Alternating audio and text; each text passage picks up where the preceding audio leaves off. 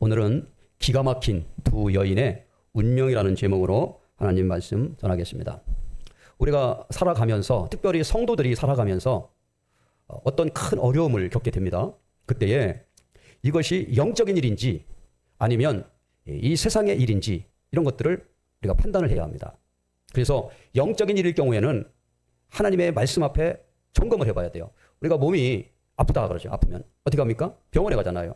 병원에 가면 왜 오셨습니까? 의사 선생님이 물어보면 예, 속이 쓰려서 왔어요. 아, 그래요? 머리가 아파서 왔어요. 이렇게 자기 증상을 얘기해요. 그러면 의사가 잘 듣고 이제 검사를 하는 거죠. 속이 쓰리다 그러면 내시경도 해보고, 머리가 아프다면 뭐 또 MRI도 찍어보고 이렇게 검사를 하죠. 마찬가지로 우리가 인생을 살면서 여러 가지 어려움을 겪는다.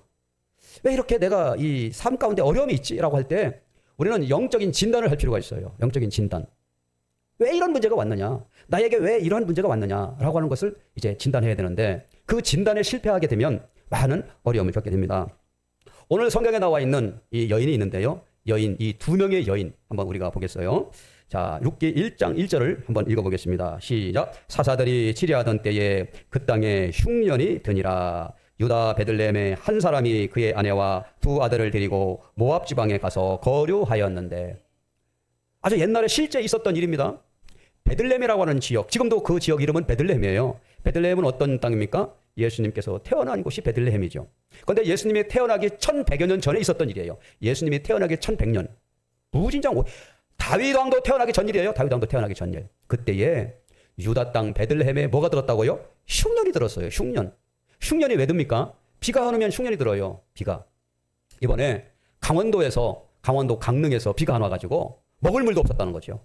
그래가지고 아주 큰 어려움이 있었습니다. 다행히 다시 비가 와가지고 해결이 좀 된 것 같은데, 이 베들레헴에 큰 흉년이 들어가지고 사람들이 이제 먹을 게 없는 거예요. 막 죽는 사람도 생기고 막 이러는 거예요. 그때에 한 아내와 두 아들을 데리고 가장인 엘리멜렉이라는 사람이 모압 지방으로 이민을 갑니다. 모압 지방으로. 이 베들레헴에서 모압 지방까지는 한참 가야 되는 거리인데 이민을 가요. 왜 갈까요? 잘 살아보려고. 잘 살아보려고. 우리나라도요, 지금은 뭐 그렇게 안 했지만 옛날에 아무것도 없는 사람들, 시골에서 아무것도 없는 사람은 어차피 농사쳐도 없기 때문에 그냥 무작정 기차 타고 서울 올라갔어요. 그래가지고 서울역에서 뭐 사람 만나면 공사판에 가기도 하고 뭐 이렇게 했어요. 그래서 그 당시에는 또 많은 사람들이 성공했습니다. 가가지고 미장일도 하고 동대문 시장 가가지고 지게도 지고 막 이런 많은 일을 했어요. 자, 여기에 있는 사람들은 먹을 게 없어서 또 이 지역이 살기가 불편해서 모압 지방으로 간 겁니다. 그런데 갈 때 이 사람들은요, 마차에다가 자기들이 먹을 거 이런 거 좀 챙겨가지고 간 거예요. 모압 지방. 그런데 하나님이 모압 지방은 별로 좋아하는 지방이 아니었어요. 왜냐하면 모압 지방은 미신 섬기는 지방입니다. 거기에는 그누스라고 하는 아주 미신을 섬기는데, 이 그누스 신은 어떤 신이냐면 아이를 바치는 신이에요. 아이. 그 신에게 섬길 때는 아이를 갖다 바쳐. 야, 사람을 갖다 인신지사하는 신이 모압 지방의 그누스 신입니다. 하나님이 무진장 싫어하는 신이에요. 그런데 베들레헴 지역에서 하나님을 섬겨야 될 바로 이 사람들이 거기에 흉년이 들었다고 두 아들 데리고 모압 지방으로 이민 갔어요. 잘 살아보겠다고. 근데 잘 살았을까요? 못 살았을까요? 궁금하지요? 자, 3절이죠. 자, 3절 한번 읽어보겠습니다. 시작. 나오미의 남편 엘리멜렉이 죽고 나오미와 그의 두 아들이 남았으며, 또 4절. 그들은 모압 여자 중에서 그들의 아내를 맞이하였는데 하나의 이름은 오르바요, 하나의 이름은 루시더라. 그들이 거기에 거주한 지 10년쯤에 말론과 기럧 두 사람이 다 죽고 그 여인은 두 아들과 남편 뒤에 남았더라.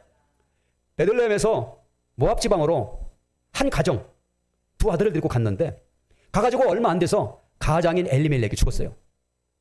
가장 엘리멜렉이. 그리고 또 두 아들이 있었는데 거기서 이제 또 커가지고 모압 여자들과 결혼한 겁니다. 아내를 맞아들였죠. 그런데 한 10년 지나고 나서 이 두 아들도 하나 둘 다 죽었어요. 또 여기 보니까 이 자녀가 없어. 애가 없어. 애가. 아들 둘 다. 야, 그래서 이제는 남은 사람이 누가 남았냐면 남자 셋 다 죽었어. 그리고 남은 사람은 여자 셋만 남았어. 나오미와 두 며느리 오르바와 룻이라는 이 여자가 남았습니다. 지금과 같은 때면 여자들만 남아도 잘 살 수 있어요. 식당 가서 일이라도 하고 뭐 취직하면 할 수 있잖아요. 옛날 시대에는 농경 시대입니다. 농사 짓던 때는 여자들이 할 일이 별로 없어요. 다 힘써서 하는 일이기 때문에 남자가 하는 일이에요. 그러니까 여자가 살아가려면 딱 두 가지 방법이에요. 하나는 남의 집에 종으로 가서 일하는 거. 남의 집에 종으로 팔려가는 거예요. 그러면 가서 식물처럼 계속 평생 그 일을 하는 거예요. 그럼 먹고 살아요. 또 하나 방법은 몸을 파는 거예요. 몸 파는 거. 이게 여자들이 살아갈 수 있는 길이에요. 기가 막히죠. 자, 여러분 생각해 보십시오. 나오미라는 여자는 베들레헴에서 살다가 모압 지방으로 이민 갔다가 남편 죽었지. 두 아들 다 죽었지. 여자 셋 나가지고 하늘만 쳐다보면 손가락 빨고 살 수 있어요? 기가 막힌 거예요. 이제는 이 여인들이 셋 과부 셋이 무슨 일 얼굴만 서로 쳐다보고 무슨 희망이 있겠어요. 아무런 희망도 없고 빠져 못해서 살아가는 비참한 운명이 된 것입니다.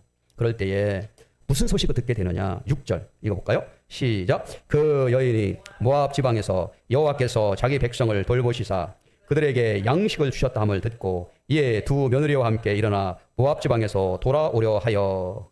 이 사람들이 거기서 뭐 한 10여 년, 제가 보기에는 한 20여 년 가까이는 살지 않았나 싶어요. 근데 자기가 떠나왔던 그 베들레헴 지역이 잘 살게 되는 거예요. 잘 살게. 사람들이 이제는 그동안에는 뭐 자기 떠나올 때는 먹을 것도 없어가지고 막 그렇게 살았는데 이제는 하나님께서 거기에 복을 주셔가지고 베들레헴 사람들이 아주 잘 살게 됐다는 거예요. 지금도 우리나라가 잘 살게 되니까 옛날에 미국으로 이민 갔다는 사람들 돌아온 사람도 있다고 그러네. 미국에 살기 힘들어서. 자, 그래가지고 이제 세 여인이 야, 안 되겠다.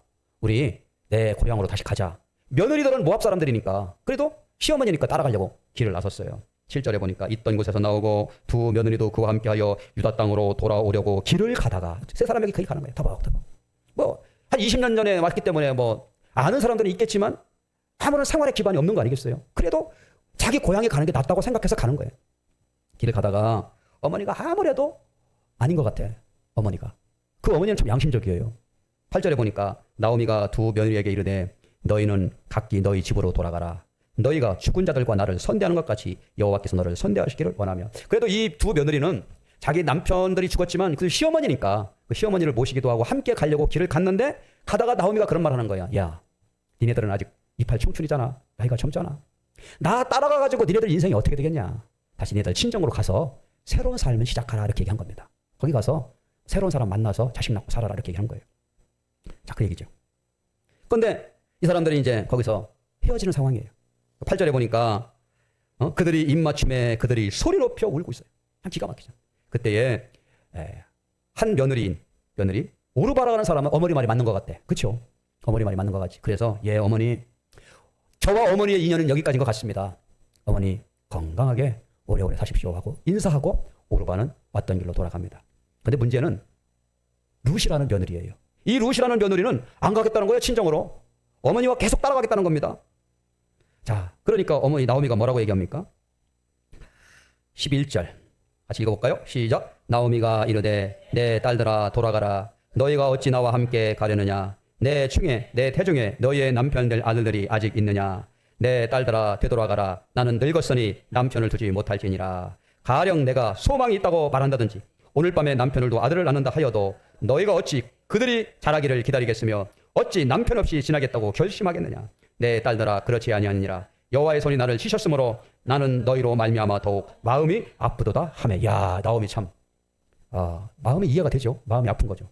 자기 아들들 다 있고 남편이 있고 며느리 둘들 있고 가는데 이 며느리들 인생도 생각해야 될 거 아니에요.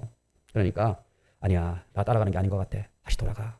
나는 내 고향으로 가서 남은 인생 살고 너희들은 니네들 고향으로 돌아가서 다시 인생 살아라. 이렇게 돌아가라 그러는 거예요. 나는 늙었다 이미. 내게 소망이 있다 칠지라도 그게 무슨 너희들에게 소망이 되겠느냐. 남편 없이 어떻게 지내겠느냐. 이렇게 쭉 얘기를 하는 거예요. 나는 마음이 아프다라고 그러니까 이제 오르바는 거기서 입 맞추고 가는데요. 나오미가 이렇게 이야기를 합니다. 자, 16절 룻이라는 며느리인데요. 한번 읽어보겠어요. 시작. 룻이 이르되 내게 어머니를 떠나며 어머니를 따르지 말고 돌아가라. 강권하지 마옵소서. 어머니께서 가시는 곳에 나도 가고 어머니에게서 머무시는 곳에서 나도 머물겠나이다. 어머니의 백성이 나의 백성이 되고 어머니의 하나님이 나의 하나님이 되시리니. 룻은 못 가겠다 이거요. 저는 어머님 따라가겠습니다. 제가 무슨 뭐 고향 돌아가가지고 새로운 삶 살고 하는 것도 뭐 한 방법이겠으나 저는 어머님 따라서 가겠습니다. 라면서 뭐라고 얘기하냐면 어머님의 하나님이 나의 하나님입니다. 이렇게 얘기하는 거예요. 그러고 보니까 룻이라는 여인은 믿음이 생겼어요. 하나님에 대한 믿음이. 그러니까 어머님이 처음에는 인사말로 하는 줄 알고 얘야 됐다 나 네 마음 알으니까 여기서 우리는 그냥 헤어지자. 너는 네 고향으로 가서 새로운 삶을 살아라. 이렇게 얘기하는 거예요. 그랬더니 룻이요 아주 그냥 그 말에 세기를 박아버려요. 17절 읽어볼까요? 시작. 어머니께서 죽으시는 곳에서 나도 죽어 거기 묻힐 것이라. 만일 내가 죽는 일 위해 어머니를 떠나면 여호와께서 내게 벌을 내리시고 더 내리시기를 원하나이다 하는지라. 이야, 이렇게 얘기하는 거예요. 어머니 그런 소리 하지 마십시오. 저는요 어머님을 따라가겠습니다. 그리고 어머님의 하나님이 나의 하나님입니다. 그리고 저는 어머님이 가시는 그곳에서 내 뼈를 붓겠습니다. 이러는 거예요. 이야, 대단하죠. 여러분 같으면 사실 할 수 있겠어요? 힘든 얘기예요. 이거 아무나 하는 얘기 아니에요. 진짜로. 아무나 못합니다. 그러니까 나오미가 이렇게 얘기하죠. 18절에 나오미가 룻이 자기와 함께 가기로 굳게 결심함을 보고 그에게 말하기를 그치니라. 돌아가라는 말 안 한 거야. 이제 동서인 오르반은 갔어요. 둘 남았어요. 그래서 나오미와 룻, 이 시어머니와 며느리가 베들레헴으로 가는 겁니다. 지금 우리나라는 이 고부 갈등이 심하잖아요. 얼마 전에 제 동기 목사가 미국에서 직장 생활하는데 결혼했어요. 결혼했는데 며느리가 누구냐면 대만 여자를 만났대. 대만 여자. 그러니까 그 아버지가 대만 사람인데 미국 이민 와서 이 사람도 살았는데 대만 여자예요. 그래가지고 이제 그 아들하고 며느리가 이렇게 이제 결혼식하고 왔는데 남편이 이제 우리 동기 목사님이 자기 사모한테 이런 얘기를 했대. 당신은 좋겠어 그랬다는 거예요. 뭐가 좋냐고 그랬더니 서로 말이 안 통하니까 고부 갈등이 없어서 좋을 것 같다고 그랬다는 거예요. 말이 안 통하니까 고부 갈등이 없으니까. 우리나라 사람들이 시어머니와 며느리가 얼마나 많이 싸웁니까? 이 말 때문에. 그러니까 말이 안 통하니까 대화할 일이 없으니까 좋겠다 이랬다는 거예요. 근데 여기 지금 나오미와 이 룻은 시어머니와 며느리 사이인데 얼마나 사이가 좋아요. 이렇게 같이 가는 거예요. 처지가 비슷해 지금. 자, 가니까 한 20년 만에 자기 고향에 가지요. 19절 읽어볼까요? 시작. 이에 그 두 사람이 베들레헴까지 갔더라. 베들레헴에 이를 때에 온 성읍이 그들로 말미암아 떠들며 이르기를 이가 나오미가 아니냐 하는지라. 20년 만에 갔는데도 나오미 얼굴을 알아보는 거예요. 사람들이. 그러니까 야야야야 네가 나오미가 아니냐 그런 거예요. 나오미. 나오미란 말은 우리나라 말로 희순이란 말이에요. 희순. 기쁘다라는 뜻이에요. 희순이야 야 너 얼마만이냐 너 어디다 산사위 시고 보냐. 사람들이 막 반기는 거예요. 그러니까 나오미가 얘기하죠. 20절에 나오미가 그들에게 이르되 나를 나오미라 부르지 마라. 희순이라 부르지 말아라. 나는 마라라 부르라. 마라란 말이 쓰다 이런 뜻이에요. 나는 솔직히 우리 어머님이 나를 희순이 기쁘게 살아라고 희순이라고 이름을 지어줬지만 내가 지금 내 인생은 지금 아주 쓴 곳에 살고 있어. 지금 쓰다 그러고 사람들이 나오미를 알아보았던 베들레헴 성 사람들이 그럴 거 아니겠어요. 야, 너 남편하고 아들들은 어디 갔어? 물어볼 거 아니에요. 그 사람들은 다 알으니까. 그래 뭐라고 대답하겠어? 없어. 다 갔어. 이랬겠죠. 자, 나오미의 인생이 여기까지 온 거예요. 이는 전능자라 나를 심히 괴롭게 하였습니다. 전능자가 나를 심게. 그러니까 나오미는 자신의 인생이 이렇게 된 이유를 어떻게 판결하냐면 내가 그 20여 년 전에 여기 흉년이 들어가가지고 먹고 살기 힘들 때 가지 말았어야 되는데 여기서 그냥 버티면서 기도하면서 하나님의 은혜를 구하고 살았어야 되는데 여기를 피해보려고 모압 땅으로 갔다가 내가 이런 결과를 얻었다라고 하는 얘기입니다. 또 우리도요. 인생의 큰 어려움을 겪을 때 그것이 영적으로 어떤 문제인지 판단해야 돼요. 상당히 중요합니다. 그때는 몰라요. 세월이 10년, 20년 지나고 나면 아이고 내가 그때 잘못 결정해가지고 이런 일이 벌어진 거야. 그때 내가 하나님 앞에 기도하고 그때 하나님의 말씀 앞에 순종하고 내가 그때 목사님의 말을 듣고 또 이렇게 영적인 순종을 했었으면 이런 일이 없었을 때 그때 내 고집, 내 판단 가지고 억지 부리다가 결국 이렇게 당했어. 그런 경우가 비일비재해요. 그런 경우가. 그런데 놀라운 사실은요. 하나님은요. 이렇게 하나님의 말씀과 뜻을 떠난 나오미라 할지라도 나오미가 회개하고 돌아오니까 축복해 주셔요. 어떻게 축복해 주시느냐. 나오미와 함께 왔던 룻이라는 여인 있죠. 그 룻이라는 여인이 보아스라고 하는 남자를 만납니다. 그 베들레헴 유대 지역에서 아주 유력한 분인데 이 보아스라는 부인을 만나서 결혼을 해요. 그리고 거기에서 아이를 낳습니다. 그 아이가 누구냐고요? 다윗 왕의 증조 할아버지예요. 다윗 왕의 증조 할아버지. 그럼 어떻게 되는 거예요? 룻은 다윗 왕의 증조 할머니가 되는 거예요. 놀라운 반전이 일어나는 것이죠. 그러면 하나님께서 이렇게 저 모압 땅에서 결혼한 지 얼마 안 돼서 이렇게 남편을 잃고 살았던 이 여인, 그 여인에게 이렇게 축복해 주시는 이유는 뭘까요? 하나님께서 그의 믿음을 보시고 그리고 그를 통하여서 하나님의 놀라운 뜻을 실현하려는 계획이 있는 겁니다. 자, 다윗 왕의 증조부가 되고 증조모, 증조 할머니가 된 거예요. 저는 증조 할아버지, 증조 할머니 못 봤어요. 그런데 그리고 나서 1100년 후에 그리고 다윗이 태어났잖아요. 그리고 1100년 후에 누가 태어납니까? 예수님이 태어나요. 예수님이. 보아스와 룻이 만났던 그 들판, 이삭을 주었던 그 들판에서 예수님께서 태어날 때 목자들에게 천사들이 나타나가지고 예수님이 태어난다, 이 땅에 메시아가 태어난다라고 알려주었던 바로 그 장소가 어디냐면 보아스와 룻이 만났던 그 보리 줍는 그 장소예요. 이것은요 놀라운 일입니다. 아주 정말 놀라운 일. 만약에 여기서 룻이라는 여인이 어머니하고 따라가는 것을 포기하고 나는 내 길 갈 거야 하고 갔었으면 이러한 명예를 얻지 못했어요. 그러니까 이 룻은요 예수님의 족보에 이름이 나와요. 룻이라는 이름이 예수님의 족보에 엄청난 축복을 받은 거예요. 하나님은 이와 같은 축복을 우리들에게도 계획하고 계셔요. 때로는 우리가 나의 고집과 욕심을 따라서 하나님의 뜻을 어기고 살아간다 할지라도 내가 하나님의 말씀 앞에 순종하고 나아가면 어머님이 하나님이 나의 하나님이 될 것입니다. 나는 어머님을 떠나지 않겠습니다. 라고 하는 그 아름다운 그 믿음의 모습을 롯은 가지고 있었어요. 그래서 롯은요, 정말로 훌륭한 어머니상을 만들었어요. 처음에는 불행했어요. 결혼하자마자 10년이 안 돼서 남편이 죽었어요. 오갈 데가 없었어요. 무슨 일을 어떻게 해야 되는지 정말 알지 못했어요. 그러나 하나님은 그를 기억하시고 축복해 주셨습니다.